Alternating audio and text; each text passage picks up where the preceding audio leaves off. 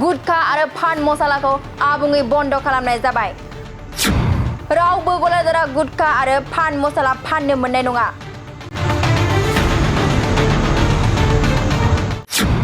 गुटखा आरो पान मसाला फानोब्ला गलादारफोरा जोबथेसालियाव थांनांगोन। नंगौ, गुटखा आरो पान मसालानि सायाव सरकारा गिदिर थिरांथा लादों। गुटखा, पान मसाला फाननाय आरो जानाय गासैखौबो बन्द खालामबाय। बे गिदिर थिरांथाखौ झारखन्ड सरकारा लादों।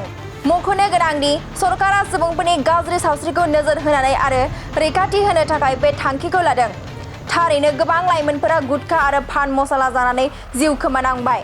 लोगोसे गोबां लाइमोनफोरानो गुटखा आरो पान मसाला जानानै गिख्रंथाव बेरामजों नाख्रेबजानानै दं।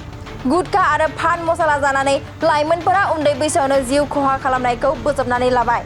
गुटखा आरो पान मसालाया रायजोनि आबहावाखौ गाज्रि खालामनायखौ नोजोर बोना झारखन्डआव गुटखा आरो पान मसालाखौ फाननो गनायथि होनाय जानाय नंला।